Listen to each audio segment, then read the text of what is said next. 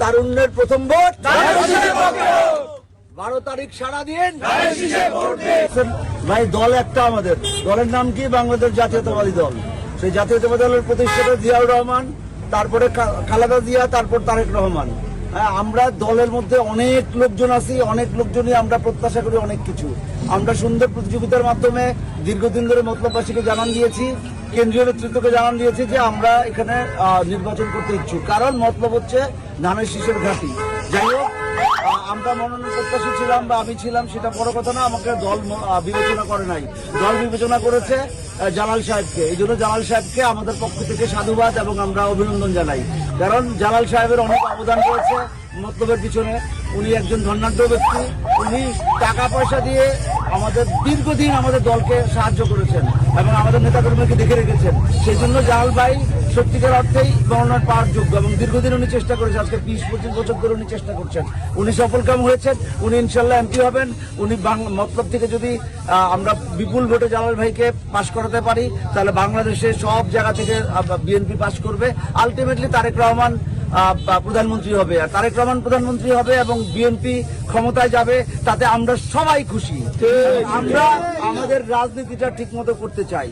আমাদের প্রতিনিধি হিসেবে সংসদে যাবেন জালাল সাহেব এবং আমাদের সুখ দুঃখের কথা বলবেন, মতলবের মাটি মানুষের কথা বলবেন, মতলবের সকল সমস্যার সমাধান করবে। আমাদের সকল সমস্যা যা যা আছে তা আমরা জালাল ভাইয়ের মাধ্যমে ইনশাআল্লাহ আমরা সেটা আদায় করব।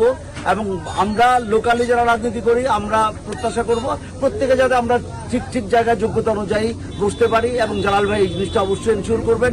জালাল ভাইয়ের কাছে এটা আমাদের প্রত্যাশা।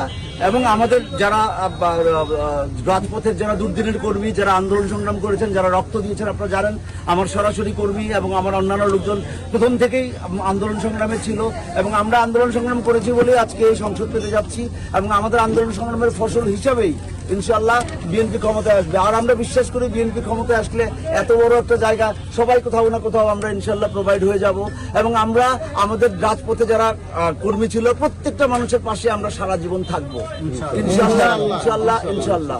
আমি জনসাধারণের প্রতি অনুরোধ, আপনারা 12 তারিখে সারাদিন ধানের শীষের পক্ষে ভোট দেন, জালাল সাহেবকে নির্বাচিত করুন এবং প্রচুর পরিমাণে ভোট কাস্ট করুন এখানের মধ্যে, কারণ আমাদের এই ভোট কাস্টের সাথে সাথে দ্বিতীয় পর্বে যেটা আছে সেটার সাথে অনেক কিছু নির্ভর করে।